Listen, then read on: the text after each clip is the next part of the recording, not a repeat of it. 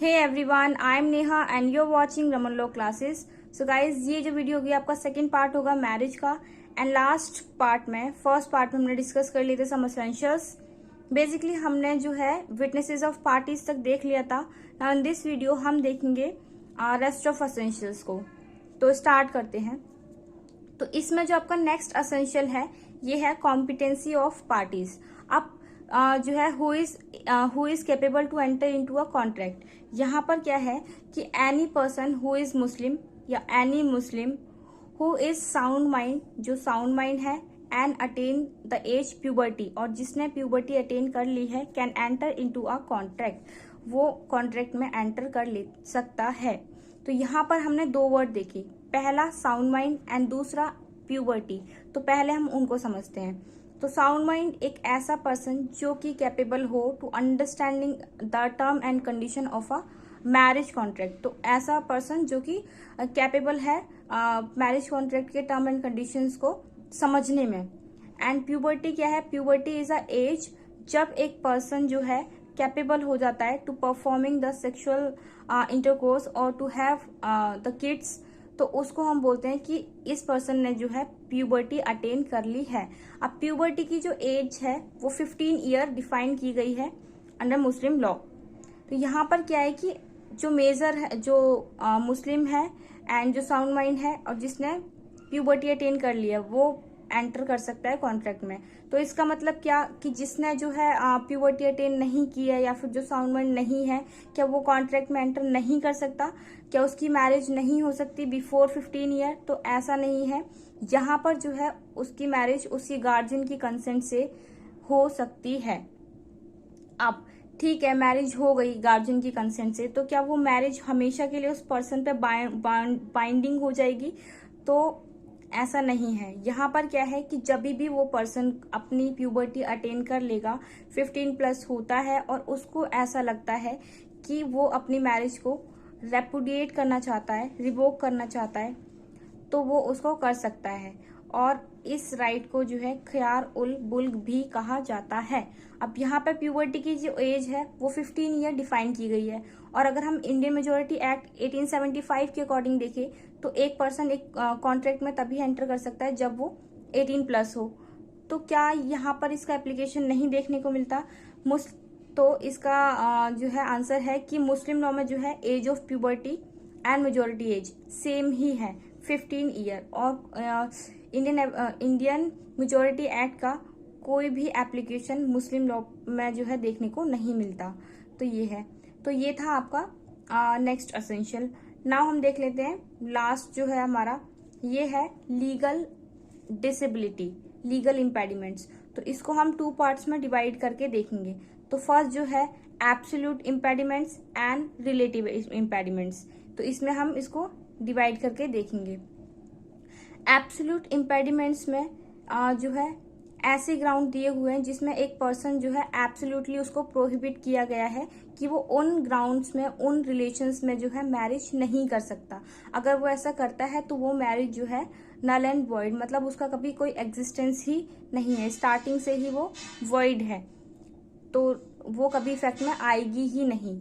तो ये है आपका एब्सोल्यूट, जिसमें एक पर्सन एब्सोल्युटली उसको जो है प्रोहिबिट किया गया है। तो इसमें कुछ ब्लड रिलेशंस हैं वो हम देखते हैं।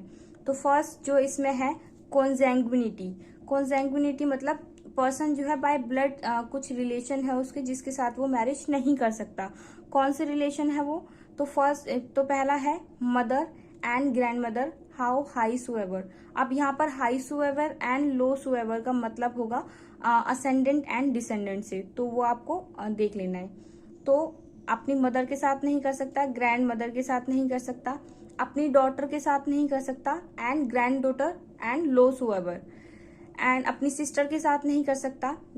और सिस्टर जो है वो कोई भी हो सकती है, बाय ब्लड हो सकती है, यूटेराइन ब्लड, फुल ब्लड और हाफ ब्लड। अब फुल ब्लड क्या है कि पेरेंट्स सेम है, हाफ ब्लड में फादर सेम है, मदर डिफरेंट है, और यूटेराइन ब्लड में मदर सेम है, फादर डिफरेंट है। तो इनके साथ जो है एक पर्सन मैरिज नहीं कर सकता।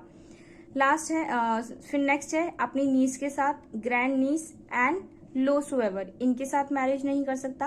और अपनी आंट, चाहे वो फादर सिस्टर हो, मदर सिस्टर है वो उनके साथ मैरिज नहीं कर सकता।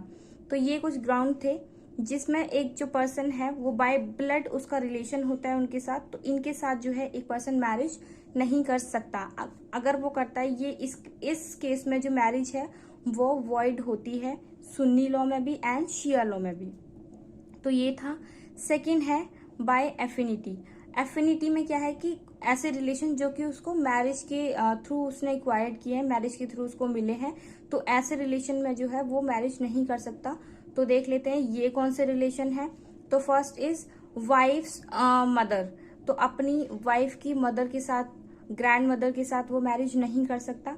और वाइफ्स डॉटर, वाइफ की डॉटर। अब यहाँ पर वाइफ की डॉटर से क्या मतलब है कि उसने जो है लाइक उसने सेकंड मैरिज की है, तो उसकी पहले से कोई डॉटर है, तो उसके साथ जो है वो पर्सन मैरिज नहीं कर सकता।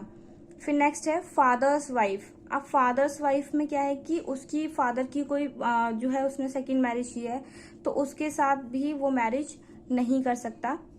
एंड लास्ट जो है wife of his son, sons और सन्स और लोसोएवर, इनके साथ जो है एक पर्सन मैरिज नहीं कर सकता। अगर वो ऐसा करता है तो मैरिज जो है वॉइड मानी जाएगी, वॉइड होती है इन केस में मैरिज। जो थर्ड है ये है फॉस्ट्रेज।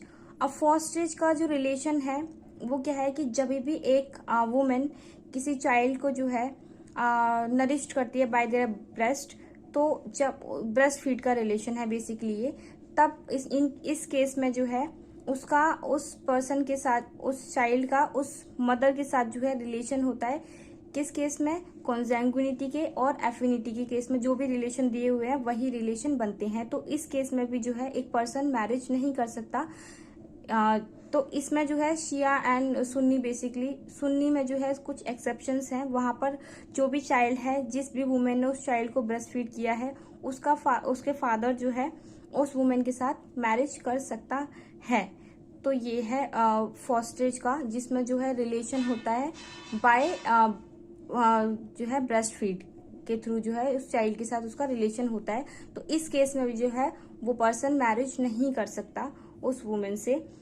ये थे जिसमें जो एक पर्सन है वो एब्सोल्युटली प्रोहिबिशन है कि वो इन ग्राउंड्स पर जो है प्रोहिबिशन लगा हुआ है कि वो मैरिज नहीं कर सकता। ना हम देख लेते हैं relative impediments.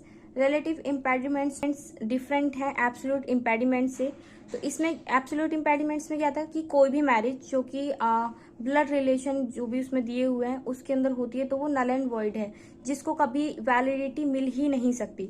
But relative impediments में ऐसा नहीं है। यहाँ पर जो मैरिज है वो इरेगुलर हो जाती है, और जब इस इरेगुलरिटी को रिमूव कर दिया जाए तो मैरिज को वैलिडिटी मिल जाती है in case of relative impediments. तो देखते हैं इसमें क्या दिया हुआ है। तो फर्स्ट जो है इसमें अनलॉफुल कॉन्जुगेशन। अनलॉफुल कॉन्जुगेशन क्या है कि अगर एक मैन दो वुमेन से मैरिज करता है और वो वुमेन जो है रिलेटेड है to each other on the ground of consanguinity by blood, affinity by marriage और फॉस्ट्रेज बाय ब्रेस्ट फीड, इन ग्राउंड्स पर अगर वो वुमेन एक दूसरे से रिलेट करती हैं तो वो मैरिज इरेगुलर मानी जाएगी। और अगर वो हस्बैंड जो है उसकी फर्स्ट मैरिज एग्जिस्ट करती है तभी जो है ये रूल फॉलो होगा। अदरवाइज अगर उसने अपनी फर्स्ट मैरिज को इनवैलिड कर दिया है, डिसोल्यूट कर दिया है, तब वो जो है उस वुमेन की सिस्टर से, आंट से, नीस से मैरिज कर सकता है।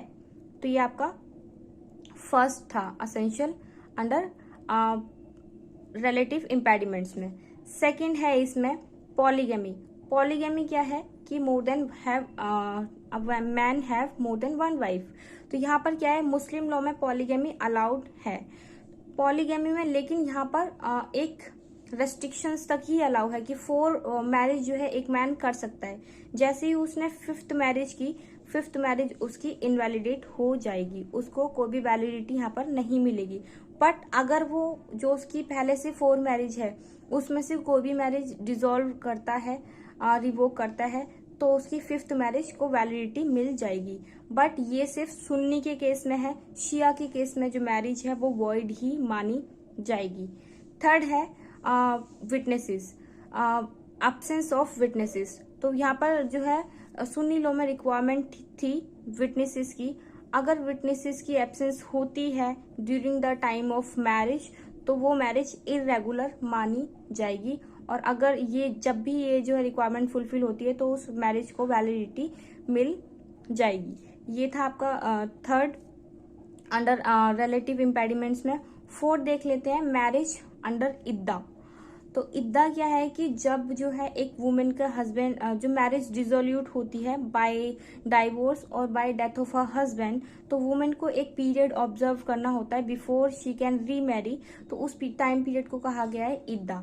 अब इसमें हम डिफ्रेंशिएट करके देखेंगे मैरिज डिसोल्यूट बाय डाइवोर्स और by the death of a husband. तो पहले हम देखते हैं डाइवोर्स का। तो डाइवोर्स के केस में जो है जो वुमेन है उसको जो है 3 मेंस्ट्रुएशन साइकिल तक का वेट करना पड़ेगा जब उसकी मैरिज जो है बाय डाइवोर्स डिसॉल्व हुई है। तो इस केस में, या फिर जब वो मैरिज डिसॉल्व हुई, अगर वो प्रेग्नेंट है उस टाइम पे, तब उसको जो है वो पीरियड ऑब्जर्व करना पड़ेगा till she delivered the child. तब तक वो जो है उस पीरियड को ऑब्जर्व करेगी।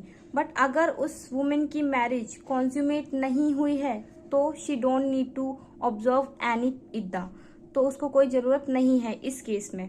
नाम देख लेते हैं dissolution of marriage by the death of a husband. इस केस में जो है उसको 4 लूनर मंथ तक का वेट करना पड़ता है, चाहे वो उसकी मैरिज कॉन्ज्यूमेट हुई हो चाहे ना हुई हो, उसको वेट करना ही पड़ता है। और ये जो इद्दा का पीरियड है ये जो है तुरंत ही स्टार्ट हो जाता है जब जो मैरिज है वो डिसॉल्व हुई है, उसके तुरंत बाद ही ये पीरियड स्टार्ट हो जाता है। एंड इसमें जो है मैन भी, जब वुमेन जो है ये पीरियड ऑब्जर्व कर रही होती है तो उस टाइम पर मैन भी रीमैरी नहीं कर सकता किसी अदर वुमेन के साथ, तो उसको भी वेट करना होता है।